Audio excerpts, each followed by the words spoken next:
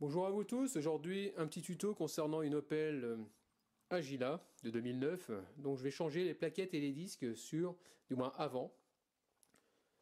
Donc on a acheté du Brembo au niveau des disques. Ce sont des disques ventilés. Donc des disques ventilés, c'est très simple. Regardez, vous voyez, il y a une double épaisseur avec des ailettes à l'intérieur. Donc ça c'est du ventilé. Quand c'est un disque qui est plein, il est non ventilé. C'est pour savoir, c'est comme ça qu'on les reconnaît. Ensuite, plus votre voiture sera puissante, plus les disques ils auront un diamètre important. Et aussi au niveau des étriers, vous aurez un double piston. Là-dessus, c'est une voiture classique où il n'y a pas de, c'est pas une grosse puissance. Donc logiquement, c'est des étriers à un seul piston. Donc là, comme vous pouvez voir, votre disque, on verra tout à l'heure ce qu'ils sont morts sur la voiture. Là, vous voyez, un disque qui est bon, il est tout neuf, tout est lisse.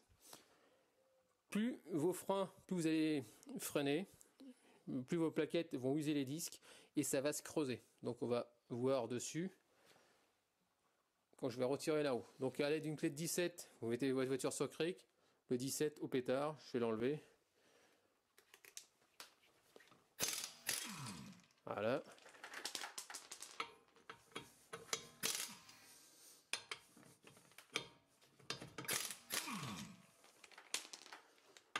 Et voilà.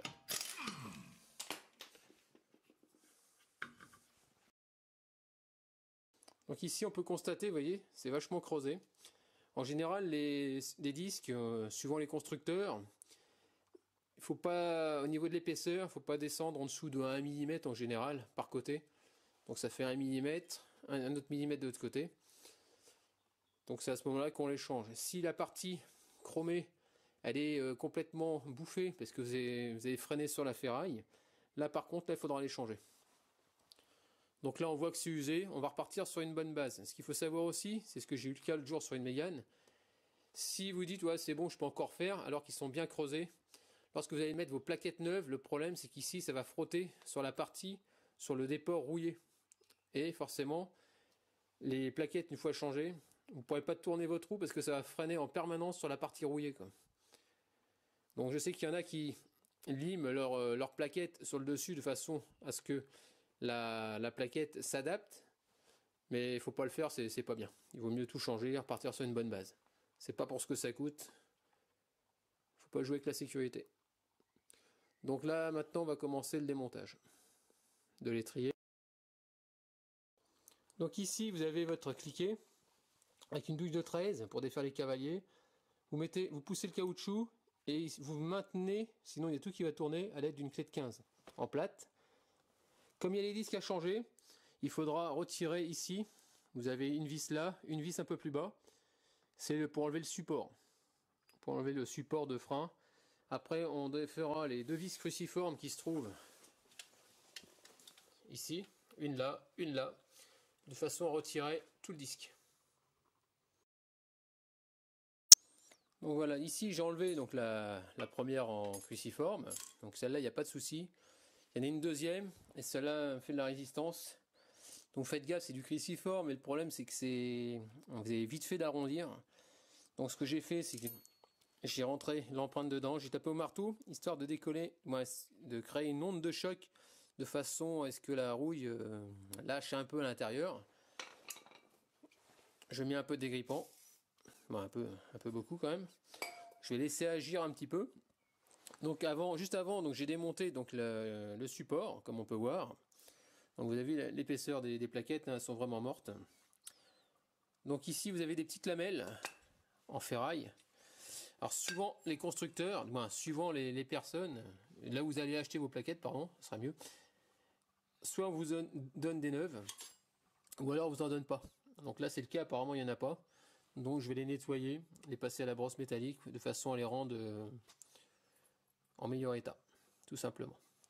Après ici vous avez vos cavaliers, donc il faudra, donc vous les perdez pas, hein, parce que ça peut se barrer.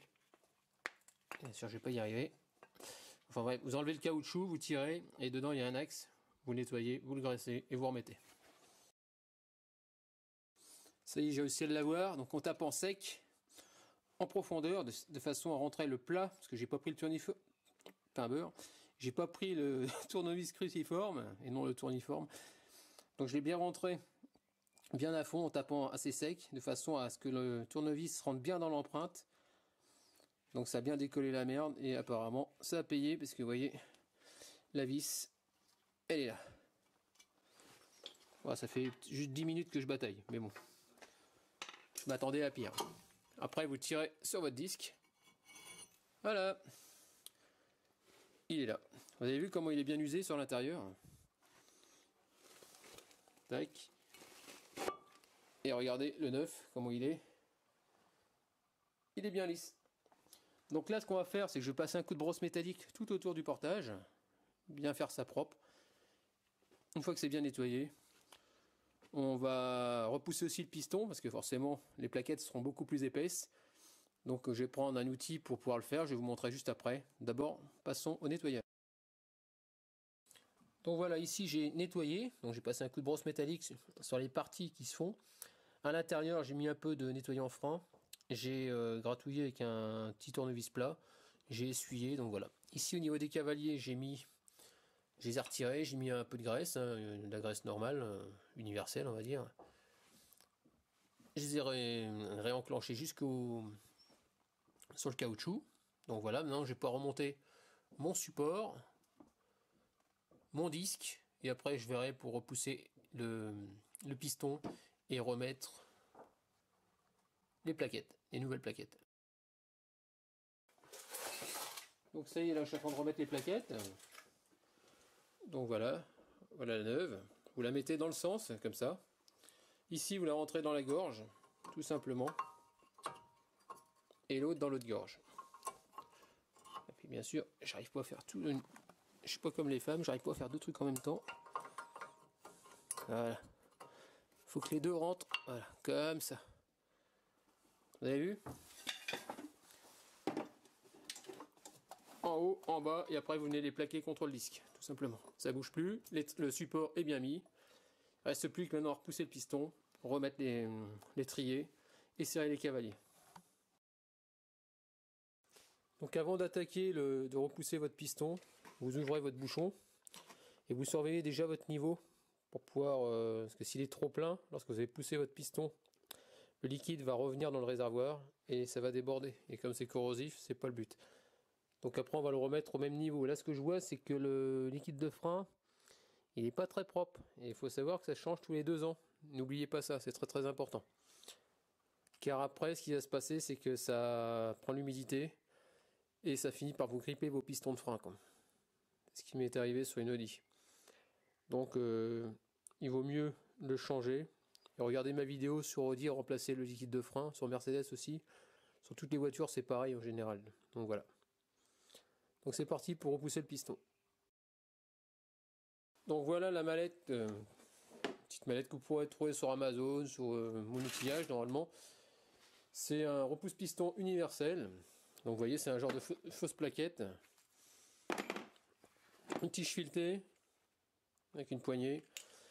Et pour l'avant, en général, ce sont des pistons simples. Donc il y a juste ça et à repousser. L'arrière, en général, ce sont sur Mercedes, c'est des pistons simples, pareil. Mais sur beaucoup de voitures, ce sont des pistons à vis. Donc c'est pour ça que vous avez des platines avec des ergots. Donc là, c'est un piston avant, donc logiquement, on va pouvoir regarder. Vous voyez ici, c'est creux. J'essaie de mettre l'éclairage, voilà. Donc vous voyez, il est creux, donc c'est un piston simple. Donc il y a juste à le pousser.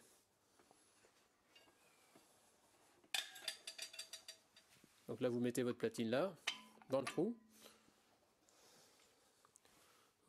Ici, et après vous mettez votre fausse plaquette à l'intérieur. Donc je vais le mettre et je vous montrerai après. Donc voilà mon repousse-piston, la fausse plaquette à l'intérieur, la platine dans le piston, et maintenant il n'y a plus qu'à vous dévisser, vous voyez ce que je suis en train de vous montrer, vous le dévissez de façon à le plaquer, la plaquette vers l'intérieur, et après vous vissez tout simplement. Et ça va vous repousser votre piston tout doucement. Vous avez vu, regardez le niveau, comme il est remonté. J'ai juste poussé le piston, mais pas complètement encore. Vous avez vu le niveau, comment il est monté? Ça veut dire que quelqu'un, du moins la personne, le propriétaire, a refait le plein. Il s'est dit, tiens, bah, mon niveau est bas, je refais le plein. Mais il faut toujours vérifier en fonction de l'usure des plaquettes, quoi, que plus votre plaquettes vont s'user et plus le liquide va chuter. Donc il faut surtout pas en remettre. Si vous voyez un niveau qui est bas, soit vous avez une fuite ou c'est les plaquettes qui sont complètement usées. Donc à l'aide d'une seringue, je vais aspirer un petit peu de façon à redescendre le niveau. Donc voilà, le piston, comme vous pouvez voir, il est repoussé à fond. Dès que vous arrivez en butée, c'est bon, vous dévissez, vous enlevez votre appareil. Donc là maintenant, on va pouvoir le remettre à sa place, remettre les cavaliers, les deux vis, et puis voilà. Donc ici, voilà, j'ai mis j'ai resserré au niveau des cavaliers. Le fournisseur qu'on appelle ça des plaquettes, il nous a donné des vis de rechange. Donc j'ai changé carrément les 4 vis. Enfin, les 2 vis des cavaliers. Donc ensuite, on regarde que ça coulisse bien, vous faites tourner. Et puis maintenant, ce que je vais faire, c'est que je vais appuyer plusieurs fois sur ma pédale de frein de façon à remettre les pistons au contact des plaquettes. Une fois que c'est fait, on essaye de tourner, voir s'il n'y a pas de souci. Donc ça y est, donc là j'ai mis 2-3 coups de frein. La pédale, au début est molle, c'est normal parce que les pistons est complètement rentré. Ça vient au contact doucement et ça va durcir. Une fois que c'est bien dur, vous venez ici et vous faites tourner. Donc là on voit qu'il n'y a pas de souci. Donc je vais pouvoir remonter ma roue, remettre mon bouchon sur le réservoir tout simplement. Et puis ce sera terminé pour le changement des plaquettes. Bon là il me reste l'autre côté, mais je vais arrêter la vidéo.